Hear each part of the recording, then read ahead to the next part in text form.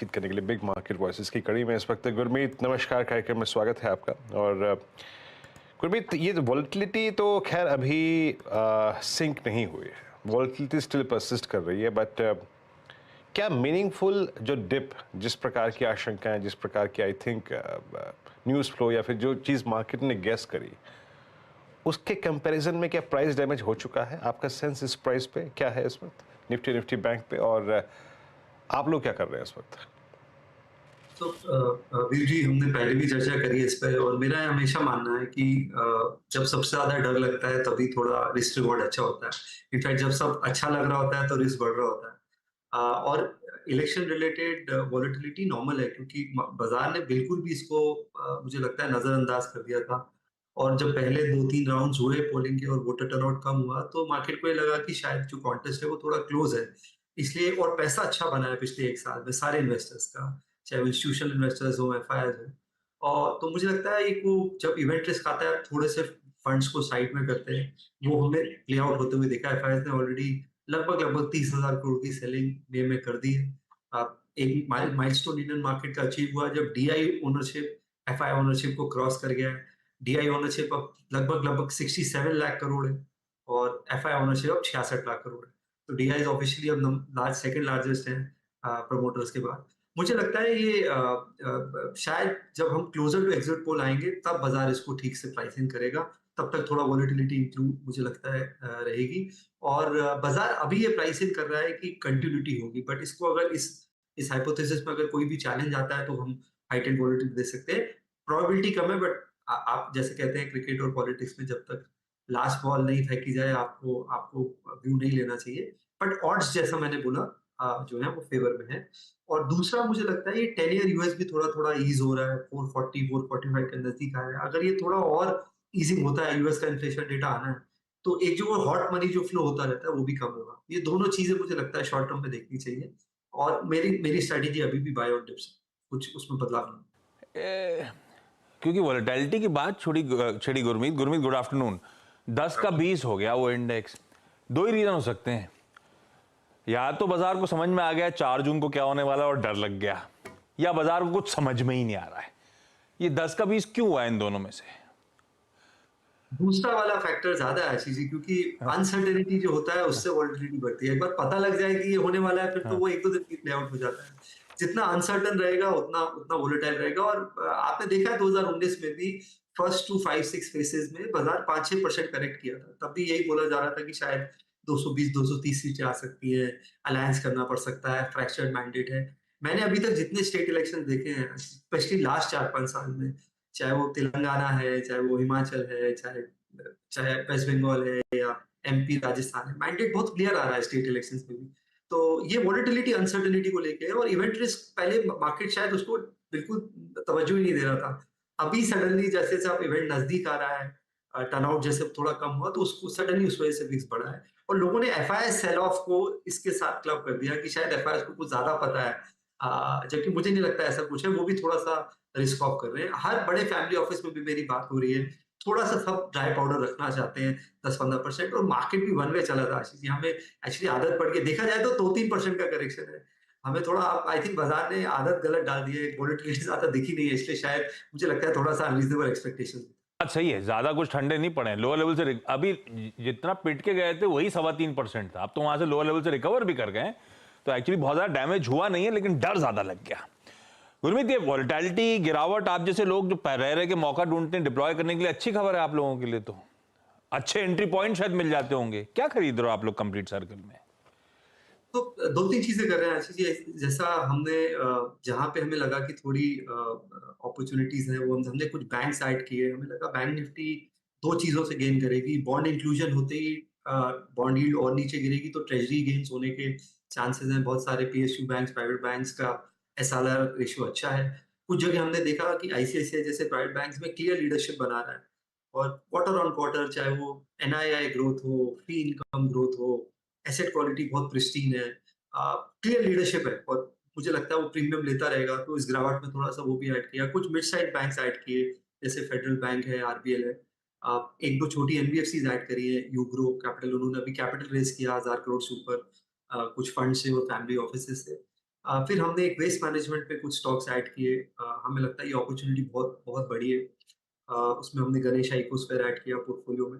हमने ITC add किया है। मुझे लगता है होटल डीमर्जर के बाद थोड़ी और वैल्यू अनलॉकिंग होगी, और ठीक-ठाक करेक्शन है आईटीसी में, काफ़ी टाइम से कंसोलिडेट कर रहा है। और हम थोड़ा-सा जहाँ पे एनर्जी रिलेटेड स्पेस है और ऑटो एंसिलरीज़ है, वहाँ पे भी थोड़े एडिशंस किए हैं। एनर्जी में हमने पावर ग्रिड ऐड किया है। हमें लगता है कि जो ट्रांसमिशन लाइन है, कि आईएसपीटी जो बोलते हैं, इंटरस्टेट जो प्रोजेक्ट है, वो अकेला करीबन 2 लाख करोड़ की अपॉर्च्युनिटी है। और जो स्मार्ट मीटर्स लग रहे हैं, लगभग-लगभग 5 करोड़ स्मार्ट मीटर्स लगने वाले हैं, उसमें ट्रांसमिशन लाइन की अपॉर्च्युनिटी और ग्रिड की अपॉर्च्युनिटी है। तो पावर ग्रिड हमें हमें काफ़ी अच्छा लगता है उस स्पेस में। और कुछ एक सिलेक्टिवली हमने डिफेंस स्टॉक्स ऐड किए हैं करेक्शन में। जैसे ज़ेन टेक्नोलॉजी है। एमएससीआई वेटेज में शायद सोलर इंडस्ट्रीज का वेट बढ़ सकता है, काफ़ी हाई प्रोबेबिलिटी है, वो थोड़ा-सा ऐड किया है। तो अक्रॉस पोर्टफोलियो ऐड किया है, और थोड़ा-सा ड्राई पाउडर रख रहे हैं 4 जून के लिए भी।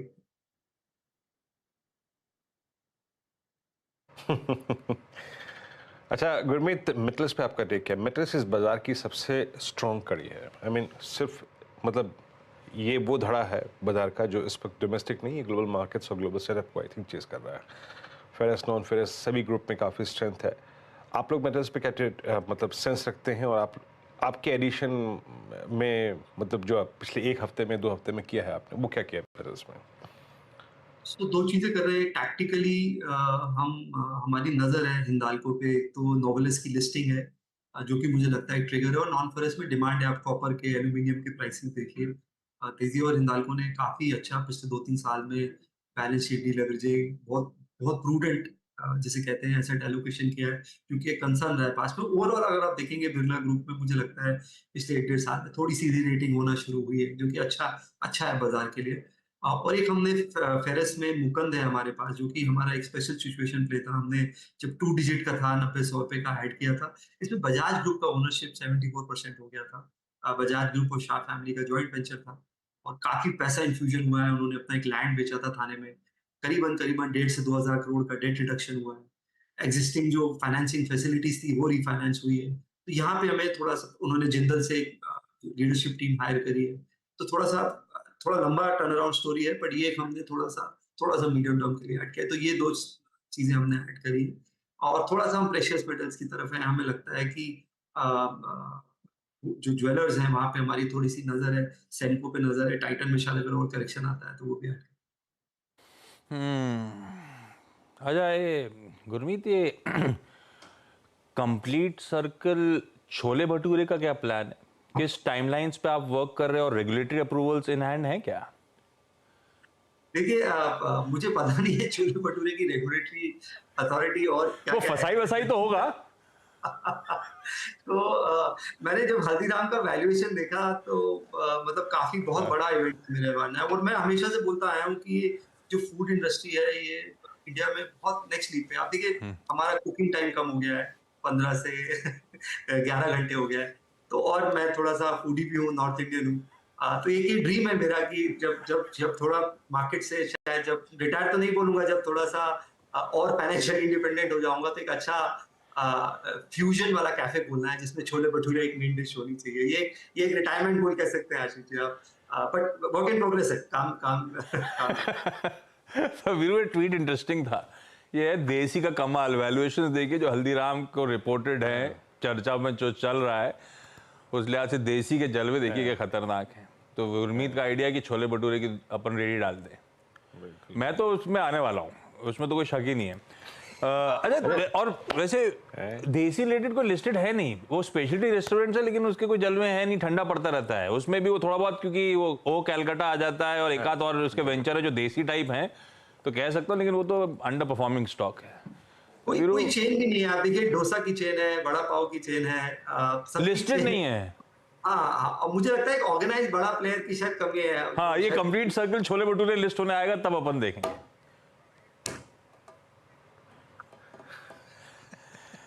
आप भी का वीरू मैंने सीरियस देखा नहीं डिस्कस। था हाँ, गुरमीत का ट्वीट ये। मैंने गुरमीत का ट्वीट देखा नहीं था, अब जाके देखा मैंने ट्वीट। गजब ट्वीट है यार, है ना? ये आपने कब देख लिया था? गुरमीत आने वाले थे तो मैंने कहा जरा देखें ऑनलाइन क्या कर रहे हैं आज के लिए। अच्छा एक और देखा है मैंने, आप कहाँ सीरियस मुझे मेंटल लगता है लगे हो, कुछ आप करेंगे, छोड़ो। करेंगे इस पे कुछ करेंगे आप लोगों के लिए अभी क्या है, एक हैं। एक्सटेंडेड वीकेंड कह लीजिए आने वाला है। गुरमीत ने उसका भी एक सजेशन दिया है और वो सीरियस है। बच्चों के साथ जाइए और श्रीकांत देख के आइए। नहीं, एक श्रीकांत तो हमारे साथ पैनल में है, ये वो मूवी श्रीकांत की बात कर रहे हैं। गुरमीत आपने देख ली क्या? बहुत अच्छी है क्या? बहुत ही बेहतरीन मूवी है। रियल लाइफ स्टोरी पे है श्रीकांत हाँ। बोला के, और कैसे उन्होंने विजुअली चैलेंज होकर, मैं तो बोलूँगा स्पेशली एबल्ड है। उन्होंने पहले एमआईटी क्लियर किया। उनके, मैं स्टोरी नहीं बताऊंगा, उनके स्टार्टअप में हमारे पूर्व प्रेसिडेंट मिस्टर अब्दुल कलाम आज़ाद ने इन्वेस्ट किया। तो बहुत ही अमेजिंग स्टोरी है, और मैं तो कहता हूँ किड्स के साथ जाना चाहिए और देखना चाहिए कि रियल स्ट्रगल से कोई भी लिमिटेशन को आप कैसे अपॉर्चुनिटी में कन्वर्ट कर सकते हैं।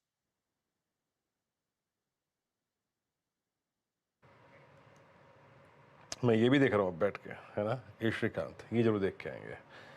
वाकई आशीष ने अच्छा, आप देखें, अच्छी रिसर्च की थी गुरमीत के आने से पहले। अच्छा, तो एक बार एक काम कीजिएगा, इसी स्पेस से जुड़े 2 स्टॉक्स के और सेक्टर्स का और जिक्र कर लूँ आखिरी में। आशीष पूछ लूँ क्या? कौन ये जोमेटो पे आपका टेक इस प्राइस पे, और साथ ही साथ अच्छा एक बास्केट और ऑन सीरियस नोट, लिकर पूरा का पूरा ऑल टाइम हाई पे है। हाँ। सिर्फ यूबीएल थोड़ा सा 1-2-5% अगर आप देखें किसका है। हाँ। इसमें से कुछ जोड़ा आपने? हमने ज़ोमैटो थोड़ा ऐड किया है, और आज भी थोड़ा ऐड किया है डिप्स पे। मुझे लगता है एक स्ट्रक्चरल टर्न अराउंड है ज़ोमैटो में। आप देखिए Blinkit already EBITDA break even हो गया है। करीबन-करीबन 19% ग्रोथ है quarter on quarter. Contribution margin उसका ऑलमोस्ट 4% हो गया है। कंट्रीब्यूशन मार्जिन जो आप परसेंटेज बनाते हैं ऑर्डर का, उसे बोलते हैं। फूड डिलीवरी में वो कंट्रीब्यूशन मार्जिन अब 6% के ऊपर है। उनको एक ही चीज़ है जो उनको टैकल करनी है, वो एम्प्लॉयी कॉस्ट है, जो उनको ईसॉप्स देने हैं। वो करीबन 2% है आउटस्टैंडिंग कैपिटल का, तो वो उनको थोड़ा सा नेविगेट करना है। इससे शायद थोड़ा सा नेगेटिव रिएक्शन मैं बोलूंगा बाजार का है। दूसरा मुझे लगता है जो क्विक कॉमर्स है, इसमें हाई वैल्यू जियो भी बढ़ता जा रहा है। आप silver coins, gold coins order हो रहे थे, इलेक्ट्रॉनिक शुरू हो रहा है, और स्पेशली मेट्रोज में, टियर 2 टाउन्स में लोग कन्वीनियंस के लिए प्रीमियम देने को तैयार है। तो जो ब्लिंकिट है वो मुझे लगता है शायद और बड़ा ग्रोथ लीवर है। प्लस उनके पास अपना फ्लीट है 12,000 प्लस राइडर्स का, जो कि और मॉडल को पिवट कर सकता है। और अगर आप वर्ल्ड ओवर देखेंगे तो ये मुझे स्पेस इंटरेस्टिंग लगती है। और ड्यूओपोली है, आई थिंक सिर्फ स्विगी और जोमेटो है, करीबन 8-10 प्लेयर्स अपने हाथ टेस्ट कर चुके हैं, और 100 स्टोर और ऐड कर रहे हैं इस क्वार्टर। 1000 स्टोर कर देंगे इस साल सिर्फ ब्लिंकिट के लिए। तो मुझे लगता है काफी अच्छे, तो 40-50% रेवेन्यू ग्रोथ शायद सस्टेन कर पाएगा। और बेवरेजेस में हमें टाटा कंज्यूमर अच्छा लगता है। हमने कोई लिकर स्टॉक पे नहीं ऐड किया। हमें टाटा कंज्यूमर, वरुण बेवरेज है हमारे पोर्टफोलियो में। हमें लगता है ये अपॉर्चुनिटी बहुत बड़ी है, जो जो फूड ड्रिंक्स की है, रेडी टू ईट फूड की है, पल्सेस की है, सीरियल्स की है। ये बहुत बड़ी अपॉर्चुनिटी है। ये मतलब ये 15% कंपाउंडिंग वाले स्टॉक्स हैं। आप 10 साल तक शायद बस्ते में ताला रख के इसको छोड़ सकते हैं।